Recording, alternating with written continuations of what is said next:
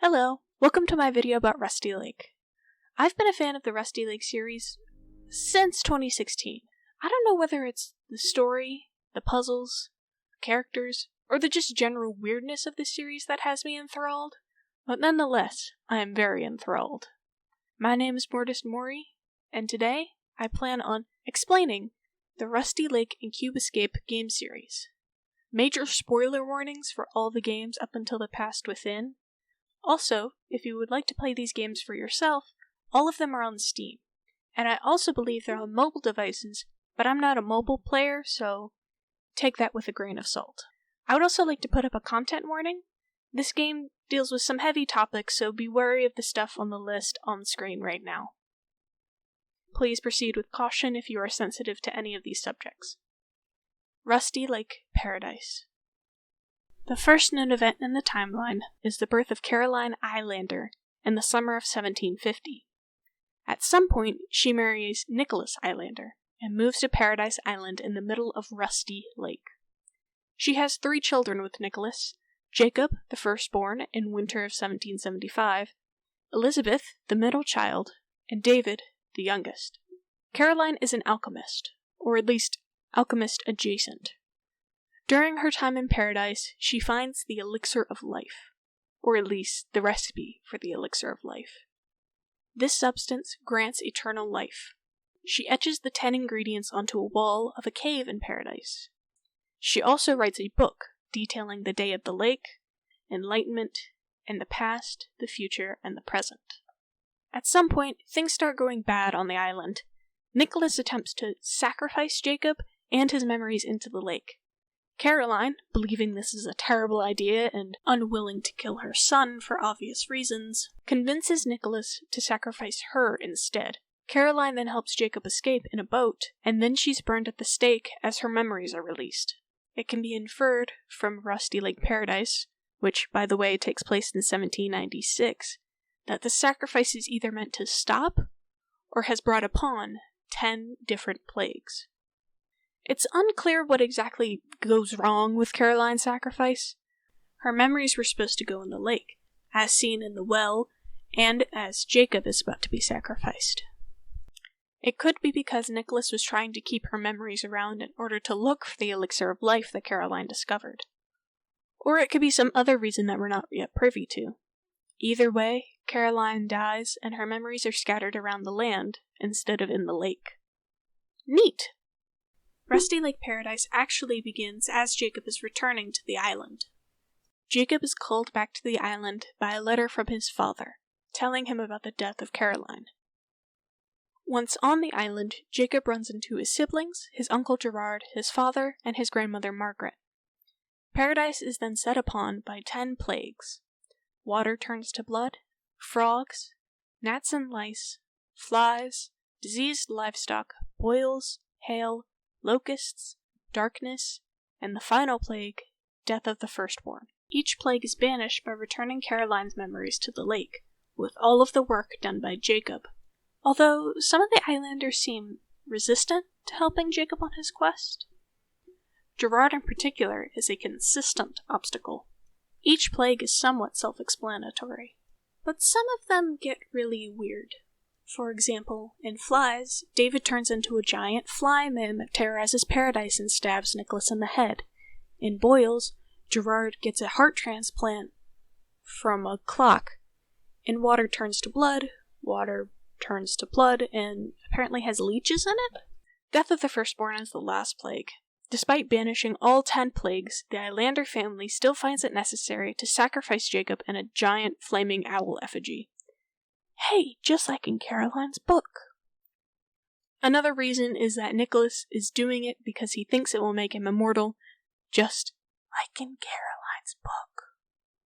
Or it's because of the Day of the Lake that Caroline mentioned in her book.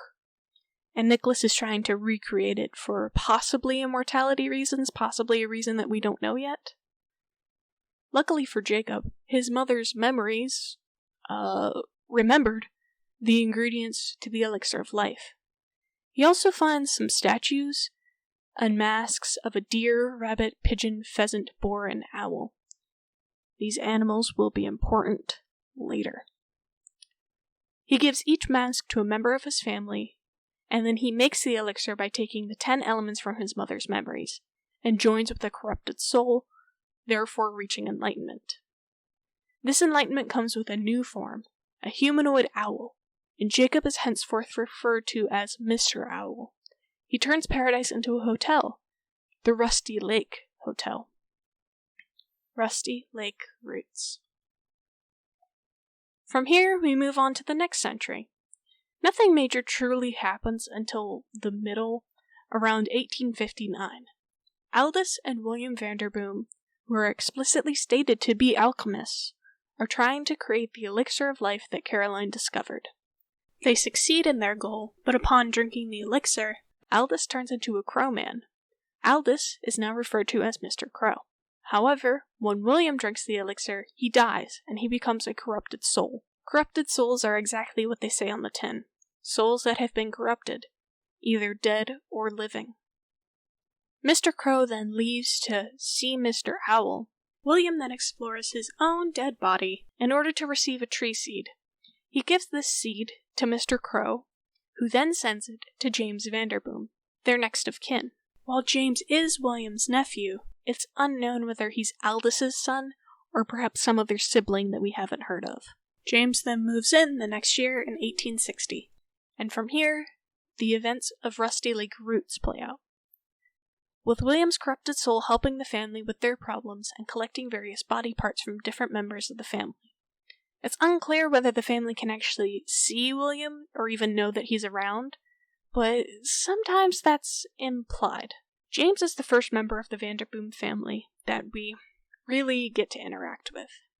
In his time on the property, James plants a tree from the seed that Mr. Crow got. Then his dead uncle's body falls out of a clock.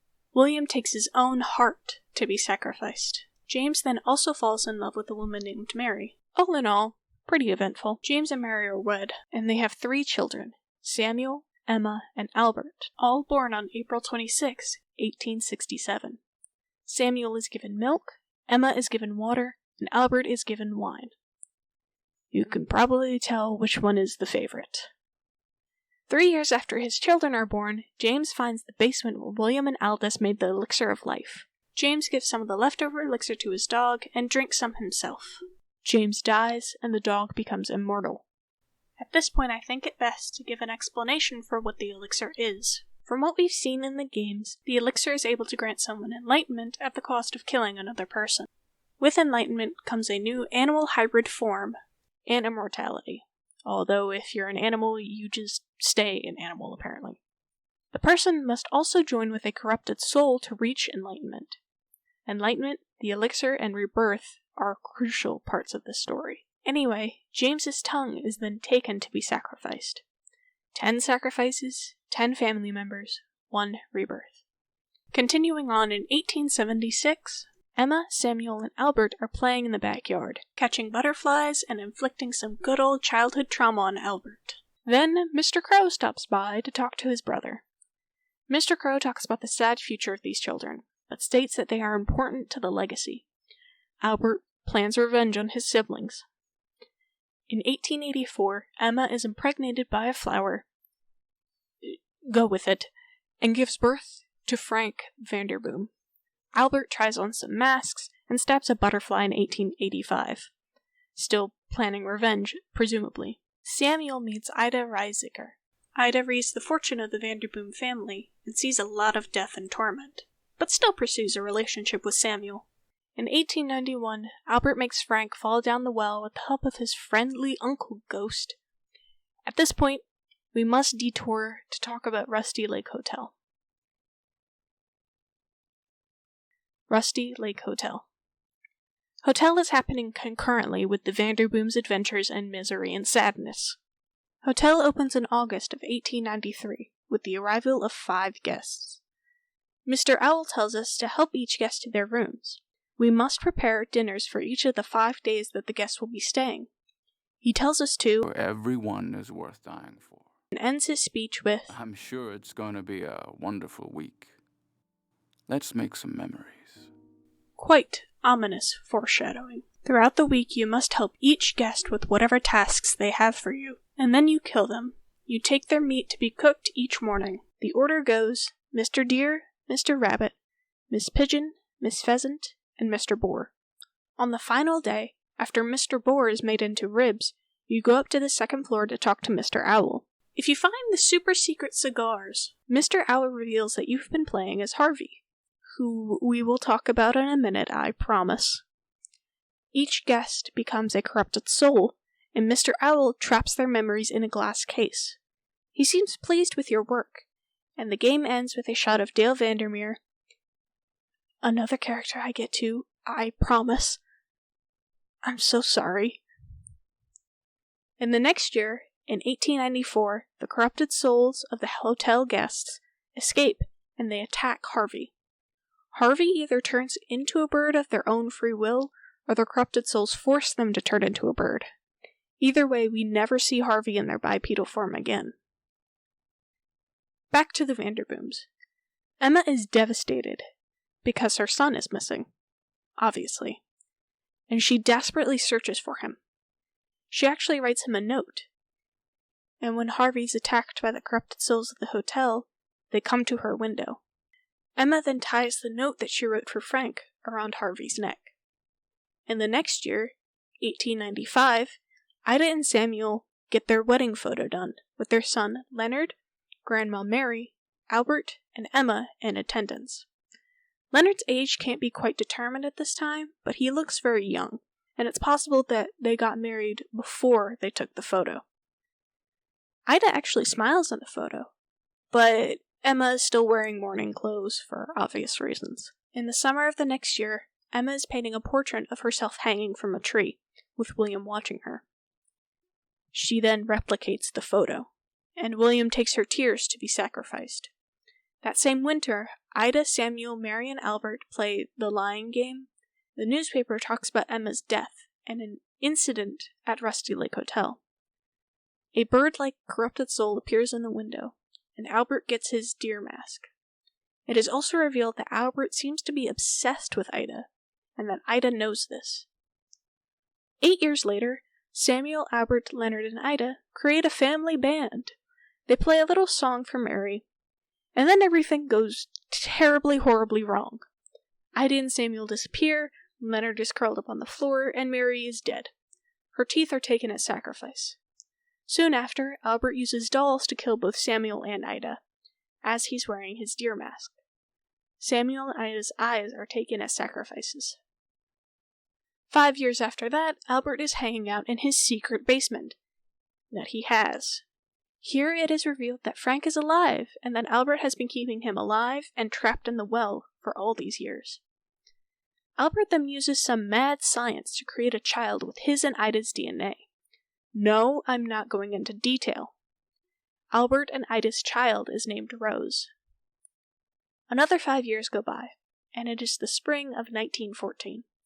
Leonard is a young adult, so he joins the military to fight in World War I.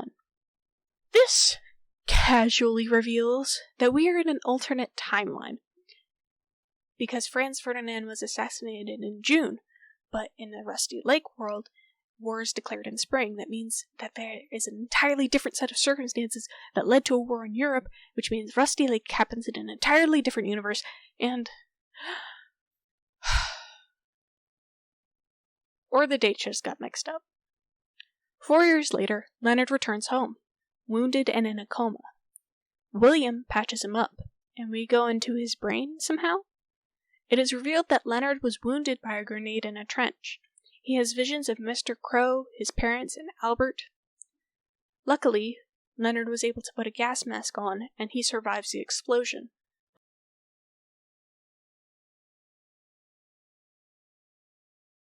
His leg must be amputated, and so we take it for sacrifice. In 1919, Rose plays with the Ouija board. She reaches out to William specifically. So, William tells Rose of his plans to be reborn, by collecting sacrifices and finding the timepieces to unlock the tree, apparently. She promises to help. 5 more years go by, and Frank has had enough of being in the well. He flies a paper airplane out of the well. Rose finds this paper airplane and opts to help Frank. He asks for water, food, and a stick, and Rose gives him these things. Frank uses the stick to help him move out of the well by getting into the well bucket, and then he rises out of the well. Also, if you notice, the dog is still alive. In 1926, Frank and Albert play a game of chess.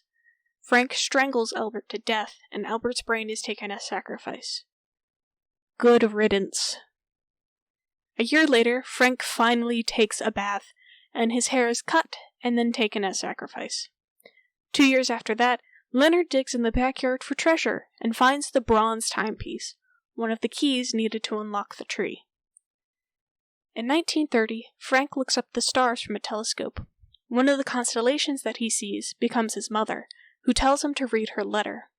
Harvey delivers Emma's note finally, and her heartfelt message is used to open a chest, which holds the silver timepiece. In 1932, Rose digs up the family's graves in order to collect bones.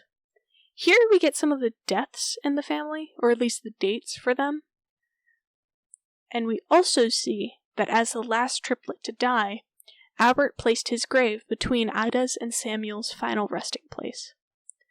Also, after constructing a skeleton out of her family's bones, Rose finds the golden timepiece. The next year, Frank and Rose dance together, and they dance to the song Vanderboom Family Band and the Lake Suite. Rose then lets William prick her finger in order to use her blood as the final sacrifice. In the final level of the game, in 1935, Rose, Leonard, and Frank give up their timepieces to William. William uses these timepieces to open up a giant scale in the tree, with all the sacrifices in front of him. William then levels the scales as Leonard and Frank get covered in roots. Rose jumps into the family clock, which is also now covered in roots. The tree roots, from the tree that James planted, eat all of the sacrifices. I'm not quite sure how to explain it. It looks like it just kind of eats them. William then goes through the rebirth process. When enough time passes, Rose emerges from the lake with a baby in her arms. This covers all of the Rusty Lake games, and now we move on to the Cube Escape games. This is the part where the timeline gets a little bit more complicated. Before, events were very linear. One event happens, and then the next, and then the next. However, with Cube Escape games, sometimes games will start in the past, move to the future, and then go back. Sometimes games are flashbacks, or memories of an event rather than the actual event itself. And sometimes games happen concurrently with one another, and it's hard to tell when exactly events happen. But let's make this easy and start with the earliest game in the Cube Escape series. Cube Escape Arles. In this game, you play as Vincent van Gogh. Yes, the painter. You explore his room and meet Paul Gauguin. Vincent cuts off his ear and then goes into the ear. Once inside the ear, he finds 2 doors. Going through one causes Van Gogh to become a corrupted soul, and then, well, you also collect 1 black cube and 1 white cube. Using these cubes, you are able to unlock a door that leads into the Starry Night painting. Cube Escape Seasons. Seasons is where the timeline format kind of falls apart. Seasons takes place across 4 seasons. Spring happens in 1964, summer and autumn happen in 1971, and winter happens in 1981. I'll try to come back to each season as they happen in the timeline. But in spring, you play as Laura Vanderboom, which you don't find out until the final season, but I'm just going to tell you now so it makes it less complex. Harvey lays an egg, and this is the same Harvey. Laura then eats this egg, and a black cube pops out of it. This game's place in the timeline gets a little bit wishy-washy, but we will get to that. I know I keep saying this, and I promise. It's true. It's true! Cube Escape Lake. Laura wins a stay at the Rusty Lake. She packs up some of her stuff, including Harvey the bird, and once there, she finds an abandoned cabin that she sets up to fish. As she fishes, she catches a corrupted soul. This game has one of two endings. Either Laura is attacked by the soul, or she fights it off and disintegrates it. I believe that Laura is meant to be attacked here, because of what happens next. Cube Escape, Harvey's Box. In this game, you play as Harvey in a box, as Laura is transporting you to Rusty Lake, which means this game happens concurrently with Cube Escape Lake. You can actually see Laura's wallpaper and the abandoned cabin from inside the box. Harvey solves some puzzles to get out of the box, but they are attacked by a corrupted soul, meaning that Laura must have been attacked for the corrupted soul to even reach Harvey. Harvey is fortunately able to fend off the corrupted soul by using some lightning bugs, but it seems the soul has followed them. Seasons, Part 2. Laura takes a telescope to look at the moon. She sees her own death at the hands of a corrupted soul. This is what leads me to believe that the corrupted soul that attacked Laura at the lake has either followed them home, has possessed Laura, or has awoken Laura's own corrupted soul. In the fall of that same year, Laura kills Harvey in order to get another black cube. Laura is also killed this year, but cause is unknown. Cube Escape, Case 23. Case 23 is the designation number for Laura's case. Detective Dale Vandermeer is assigned to this investigation. He begins his search in Laura's home. He eventually finds some information about Rusty Lake, including that Laura won a stay there. He calls Rusty Lake on the phone and talks with someone on the other end. He asks about the competition that Laura won, but the voice on the other end of the line tells him Laura's body is suddenly pulled up and disappears from the room. The scene ends. The next scene takes place in the summer of 1972. It begins at the police station. Dale organizes his evidence about Rusty Lake, and Bob Hill, Laura's ex, sits in the other room. Bob is the top suspect in Laura's murder. Dale finds a white cube in his office and puts it in the TV. In the middle of Dale's day at the office, Bob becomes a corrupted soul, and his corrupted soul kills the officer watching him, and the corrupted soul escapes. But not before giving a black cube to Dale Vandermeer. Dale also puts this cube in the TV, and as Dale looks up at the ceiling, the section ends. The third part of Case 23 begins at the chapel. The chapel is located near Rusty Lake. Dale doesn't know how he got here, but he explores the area anyway. He finds a painting of Caroline with a black cube, and he calls a boat to his location, manned by one Mr. Crow. The last level takes place at the cabin, Laura's cabin. Dale is stalked by the corrupted soul of Mr. Deer. This level is timed, and if you play it right, Dale escapes in an elevator that leads him down into the lake. Rusty Lake Mill. This game takes place at the same time as Case 23. Mr. Crow, in his human form, is instructed by Mr. Owl to extract memories from Laura Vanderboom.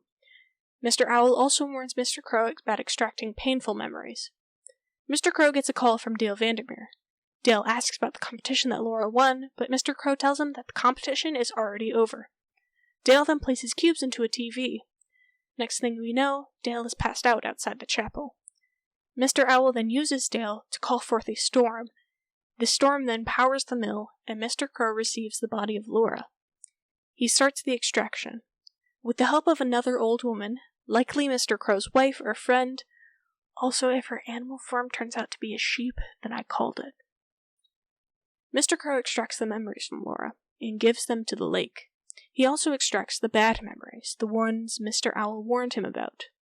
Laura becomes a corrupted soul. She kills the cow, the old woman, and almost kills Harvey. Mr. Crow is able to talk her down, and she lets go of Harvey. She then leaves the mill. Cube Escape Birthday. Cube Escape Birthday is kind of a flashback. While descending down into the lake in the elevator, Dale is able to search through his memories, and the first one he finds is of his 9th birthday. Dale Vandermeer, born December 18th, 1930, is celebrating his 9th birthday in 1939. The party is going pretty well. Dale cuts the cake, gives out some drinks, and even gets a gift from Mr. Owl, which is always a good thing. And it's not ominous at all.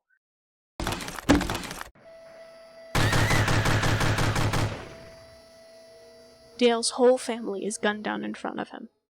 Based on the mask the man wears, the note left behind, the killer is Mr. Rabbit, or David Eilander. Dale's only reprieve is the gift that Mr. Owl has sent him, which turns out to be a time machine powered by a blue cube. Hooray! Dale goes back in time to save his family by giving his grandfather a gun. Mr. Rabbit is shot. But Dale's parents seem a little suspicious of him, with his father saying. However, his grandfather is utterly elated. Boom! Dale follows Mr. Rabbit's blood trail to a tree. Mr. Rabbit then fuses with the tree, or something. Something happens there. Harvey sits atop the branches, and Dale's black cube becomes white. Cube Escape Theater. Theater is another flashback that happens around the same time that the birthday flashback happens. As Dale continues down into the lake, he comes across another memory. This next memory takes place just before Bob Hill was arrested for Laura's death.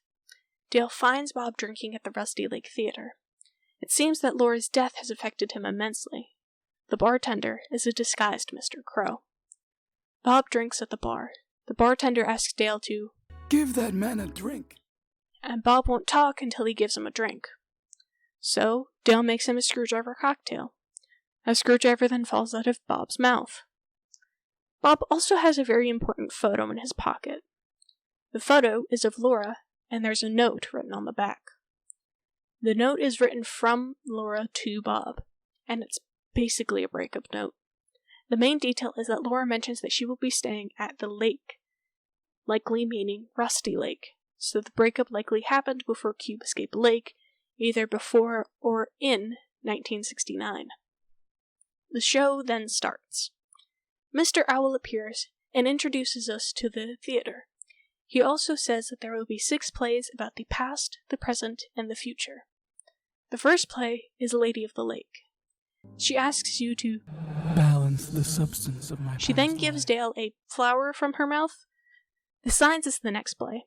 It gives you a code for the safe. The safe has a recipe for a Harvey Wallbanger. Dale gives this drink to Bob, and the latter then bangs his head onto the table until he bleeds. Dale uses Bob's blood to make a Bloody Mary. Bob then shoots himself, but lives.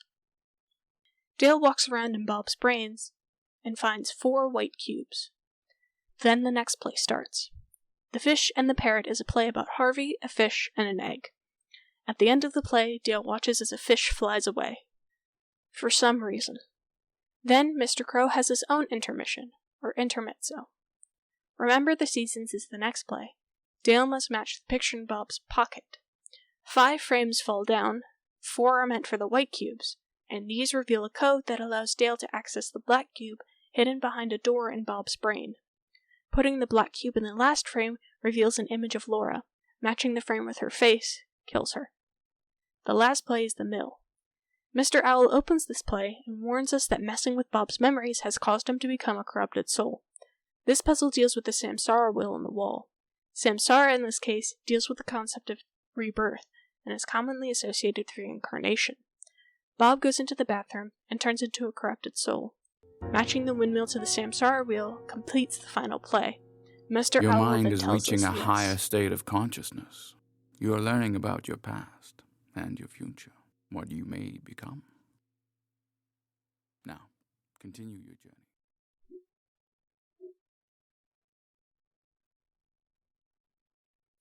Cube Escape Cave. Mr. Crow, in his human form, goes into a cave near Rusty Lake. There he finds Mr. Owl, also in his human form, trapped in an old diving suit. Mr. Crow is able to recreate the elixir by using James's dog. Remember James? And he drinks it. Mr. Crow is able to become a crow again, and Mr. Owl also drinks the elixir and reverts back to being an owl. Mr. Crow then opens a giant door that reveals a submarine in the shape of a cube. He uses the submarine to find 3 cubes, black, white, and blue. Mr. Crow then goes into the room in the middle of the lake. Dale and Laura are also there. Both seem to be switching between corrupted soul and not corrupted soul.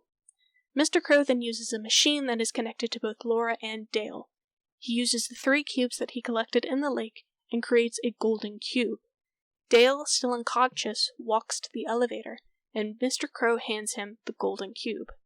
Dale goes up the elevator with the golden cube, likely leading to Rusty Lake Hotel, as shown at the end of that game. Cube Escape Paradox. Paradox is the most recent entry in the Cube Escape series, and it's quite possibly my favorite game out of all of them here. This is the biggest game yet, and has 2 whole chapters and a short film, so this might take a little bit longer to explain. The first chapter opens with Dale. He's trapped in a cube room. He seems to have just woken up. In between his blinking, he sees Laura. One wall has a door, another has a painting, one has a mirror, and the last wall has a TV. Dale sees a picture of himself with Laura. The funny thing about this photo is that it's a real photo. It isn't drawn like the rest of the game. Laura haunts the room, appearing randomly around and behind Dale. The main goal of this chapter is to find 3 cubes and drink a very particular potion. The 3 cubes are wood, glass, and metal, and they seem to represent the past, present, and future. There are several items in this room relating to past games. One of them is a typewriter. This typewriter expresses some of Dale's inner thoughts. I have to get out of here. I know I did before, but the door is closed. Why do I keep thinking of her? I never met this woman. It was just another murder case. What do I know about her? How did she die? The evidence book for Case 23 is here too. Dale finds several pieces of evidence, including a realistic photo of Laura, a piece of Laura's dress, a newspaper clipping, a prescription, and the Rusty Lake contest flyer. Also, there are several books written from different characters across the series. Jacob Eilander apparently wrote a book about his family, Bob Hill wrote a book about false accusations, Vincent van Gogh, Ida Reisiger, and Aldous, or perhaps even Albert, have also written books. Caroline's own book is even here. Dale finds a tape player with Mr. Owl and himself talking. Dale eventually gets the telephone number for Mr. Owl, and he calls, and the two have a strange conversation. Mr. Owl says, Detective Vandermeer.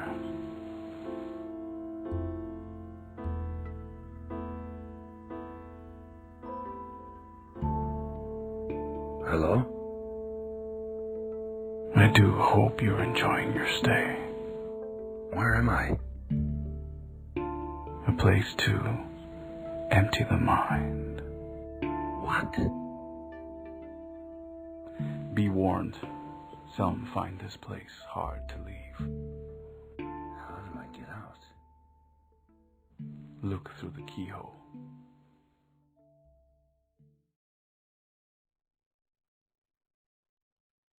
Looking through the keyhole, Dale sees Laura, and she sees him.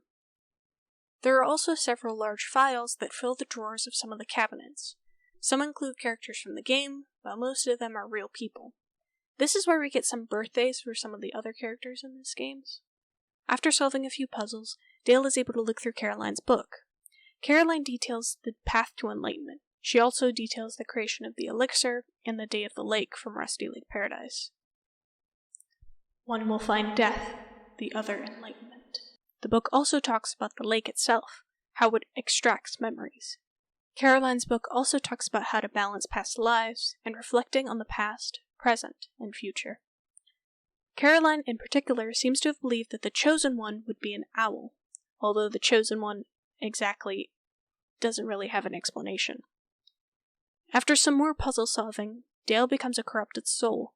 He sorts his memories, which are also references to old Cube Escape games. Learn from your mistakes. Do not fail over and over. Turn on the TV and let her find you. Laura appears, and you use her face to solve a puzzle. After finding the final cube, Dale finds a red vial. Drinking it causes him to cough up a door key. Once outside, Dale finds many strange things in the forest. such as a headless deer, a corrupted soul, and some weird trees. Following Harvey leads to Mr. Crow. Opening the gate leads to the lake. Laura stands in the water as a corrupted soul kills her. Laura falls into the lake. A black cube floats up from the water. Dale takes the cube, and the chapter ends with Dale seeing himself in the black cube. He returns back to the room. Between Chapter 1 and Chapter 2 is a short film. The film follows Dale as he tries to escape the room again. It follows closely to Chapter 1 and 2, with some elements mixing between them. So I don't really feel the need to cover it as a whole, but it is very cool and I encourage you to watch it along with playing all the other games. The second chapter opens with Dale in the same room as the first chapter, but things are slightly different. After the first few puzzles, Dale finds his psychological evaluation. Anxiety, alcohol abuse, claustrophobia, depression, and ichthyophobia. Patient suffers from youth trauma, substantial fears, anxieties, and a sense of loss. Losing sight in a recent murder case has triggered several unprocessed memories. Dale must empty his mind and reflect on the past, present, and future. Order the pieces, the past is never dead, and face your corrupted soul. To empty his mind, Dale literally takes his brain out and places it in a jar. This is the mind of Detective Vandermeer. It suffered severe damage from stress and anxiety, therefore it is now useless. For more information, call A. Vanderboom. Calling Aldous Vanderboom gives Dale his present mind. Dale puts in his present mind. Mr. Crow is there, and he introduces Dale to his present mind. He thanks Dale for allowing him to be counsel. Mr. Crow then gives an inkblot test, and the past mind is given to Dale. Dale's parents are in his past mind. Dale calls the magician D. Eilander, otherwise known as the Rabbit Man. After chasing the magician around, Dale earns his future mind. Laura is in Dale's future mind. Dale brings Harvey into the room and feeds them some birdseed. He receives Harvey's egg. Mr. Owl is then revealed to have been in the room the whole time. After taking off the tarp, Mr. Owl tells Dale of his plans. Dale, we meet again. Finding your corrupted soul is the final test.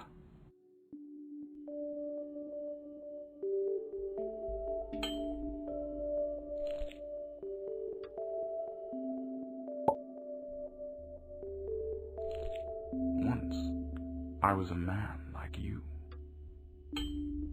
A great sacrifice was needed to become something else.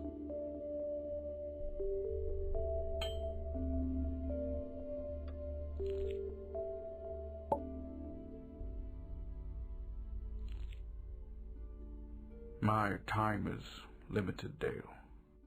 I need a successor, the ruler of the lake. Dale, continue your journey and face your corrupted soul.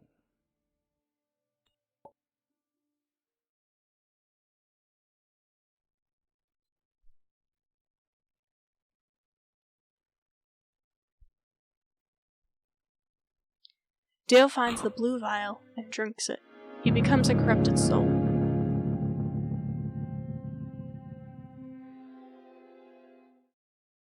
Dale exits the room again and wanders the forest. In the forest, he sees multiple versions of himself. He finds Mr. Crow, who gives him a knife. Laura is at the lake again, this time from the other side, and Dale sees himself looking at Laura. Dale uses the knife to kill Laura. The black cube rises from the water again, and Dale sees himself in the room. Dale wakes up in the room again, but this time, it isn't drawn. Seasons.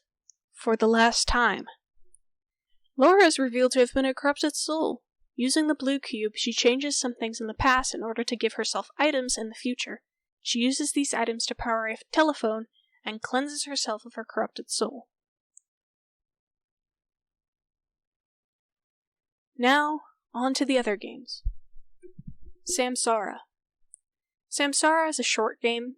You play as William as you switch between different animals until you're reborn as baby Laura. It isn't that long, but it's still pretty fun and has some unique mechanics. The White Door. The White Door is another game that takes place in the Rusty Lake universe. This happens just after Cave in August of 1972. It follows Bob as he deals with the death of Laura and navigates the Shady White Door, a mental health organization. The important part is that Mr. Owl is the person running the organization, and Mr. Owl has a vested interest in Bob's memories because of Laura. In one of the endings, Bob's memories are erased by a rogue nurse. In another ending, Bob seems to come to terms with Laura's death, but remains at the White Door. In the final ending, the rogue nurse, known as Sarah, finds a secret basement where several people are being held captive. She helps them escape, and they all walk into the sunlight together. The Past Within. This last game, I guess, would technically be more a part of the Rusty Lake Games category, but it bucks the traditional naming convention, so I'm just sticking it here for now. It can also be here because of its unique gameplay elements, well, at least unique to the Rusty Lake series. I found this game to be exceptionally fun, and I recommend it to anyone who even has a slight interest in this series. It's a mix of the traditional Cube Escape formula with a new twist that I absolutely loved. Anyway, now that that's out of the way, on to the actual story.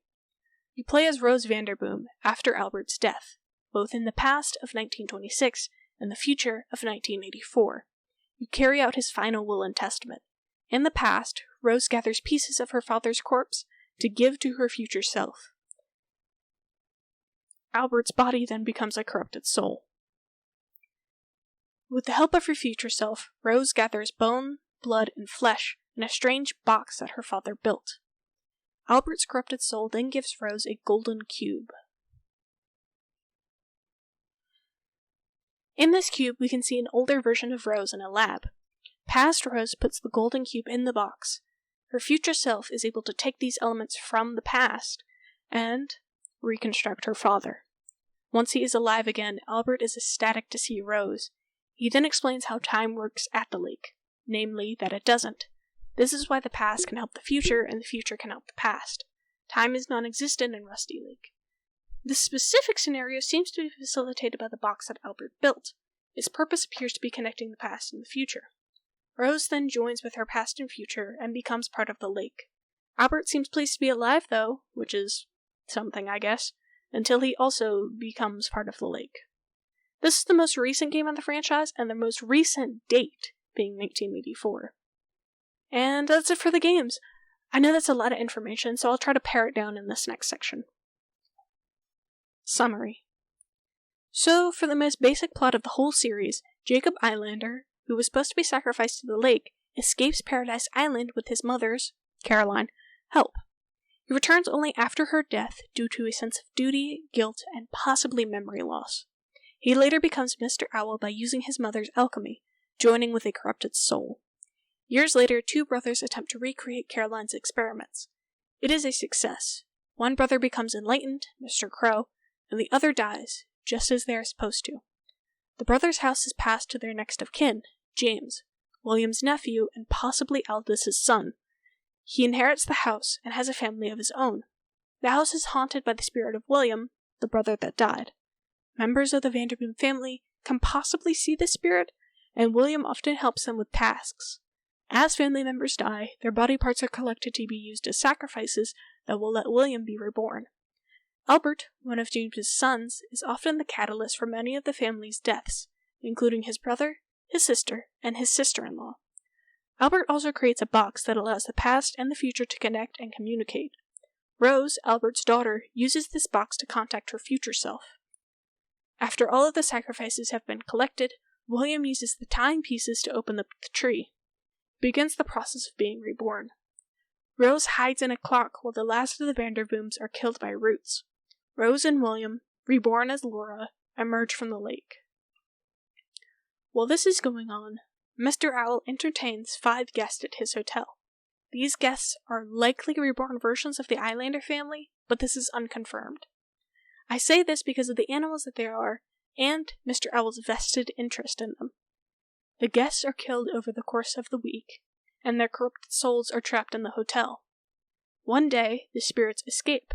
This causes Harvey, a friend of Mr. Owl, to change into their bird form permanently. Years go by.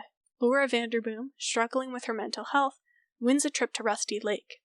She packs up her stuff, including Harvey the bird, breaks up with her boyfriend, and goes to the lake. She and her bird are attacked by a corrupted soul at the lake. Harvey is able to defend them with lightning bugs, and Laura returns home safe.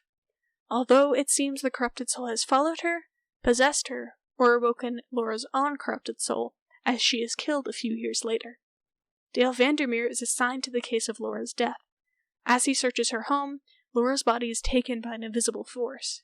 He speaks with Bob, Laura's ex, at the Rusty Lake Theater. Bob shoots himself, but lives and becomes a corrupted soul. Later, Dale has Bob arrested for the death of Laura. We see this in Case 23 when Bob is at the police station, and we know he was accused of her death due to the book he writes about it. But the book can also be a manifestation of Dale's guilt of accusing an innocent man. Either way, Bob definitely didn't kill Laura. Dale is then mysteriously transported to Rusty Lake Chapel. He calls a boat that leads him to a cabin. Dale goes down the elevator into the lake as he is chased by a corrupted soul. As this happens, Mr. Crow extracts memories from Laura Vanderboom. She becomes a corrupted soul when he extracts her bad memories. Okay, really quick, I have to go over Seasons and its place in the timeline. I have a lot to say. Cube Escape Seasons. A rant. I have many explanations for the events of Cube Escape Seasons. One is that it takes place during the events of Cube Escape Mill, with the events of Seasons taking place in her mind. Her jumping around from different memories in Seasons could be a reference to Mr. Crow extracting them. Mr. Crow can also be heard on the telephone in Seasons, and he seems to say some of the same things in both games, so it's possibly happening at the same time. This is also supported by Dale's call. In Case 23, Dale calls Rusty Lake, and Mr. Crow answers the phone, and the conversation is heard on both ends in Mill and Case 23. So there's precedent for it happening. Laura's corrupted soul letting Harvey go in the mill could also relate to Mr. Crow talking her down. However, it is also possible that Seasons takes place at the same time as Paradox. The fact that Winter in Seasons takes place in the future could be a parallel to Dale's future mind. Laura reverting back from her corrupted soul could be seen in Cave when Mr. Crow examines her in the machine. Paradox would also take place at the same time as Cave. Or this could be something else entirely. I could be wrong. These are my own theories about the timeline. If you have any other ideas, please leave it in the comments. Rant over. As Dale descends into the lake, he examines his memories, including his memories of his parents' death and his memories of the Rusty Lake Theater. He is able to prevent the death of his parents with a blue cube, although it's unclear if this splits the timeline, simply just changes his memories, or changes the actual past. In his memories of Rusty Lake Theater, Dale talks with Bob. While there, 5 plays begin, hosted by Mr. Owl. They detail the various steps to becoming enlightened, including the Wheel of Samsara. These plays seem to be made for Dale specifically, at least if we trust what Mr. Owl says. These plays could also be influenced by the lake, so these memories might not be exactly accurate. One thing we can trust is that Bob does become a corrupted soul after shooting himself. From the White Door, we see this event, and when he goes to the disco after shooting himself. Bob is later arrested, as seen in Case 23 Part 2, and then goes to the White Door after he escapes the police. As this happened, Mr. Crow recreates the elixir. He reverts himself and Mr. Owl into their bipedal bird forms. He then takes a submarine into the lake. Mr. Crow takes 3 cubes, black, white, and blue. He goes into a room at the bottom of the lake. There, Laura and Dale are hooked up to a machine. In his mind, Dale repeats the same room over and over. Either he is attaining enlightenment, coalescing the various alternate universe versions of himself, or splitting the timeline even further. Either way, Mr. Crow uses the machine and the 3 cubes to create a golden cube. He gives the cube to Dale. Dale, still asleep, goes back into the elevator. He goes up. Bob is also admitted into the White Door, and his nurse, Sarah, either rescues the people trapped in the basement or erases Bob's memories of Laura. In 1984, Rose uses the box that her father built in order to recreate Albert. He then explains the secrets of the lake to her, including how time works. She then fuses with her past self and returns to the lake. And that's the end of the timeline so far. We don't really have an answer to what happens to Dale after he goes into the elevator, but I'm guessing that's going to be explained in later games. I do have a couple more theories. Most of them weren't substantial enough to put in this video, and some of them aren't even theories, more just quirky explanations for some of the events in the series. But this is my version of events. I'm sure there are plenty of people who disagree or who have some different ideas, and I would love to hear about them if you want to put them in the comments down below. I love this game series so much, and I hope this video made you fall in love with it too. Thank you so much for all the people watching this video. This has been Mortis Mori. Good night, and goodbye.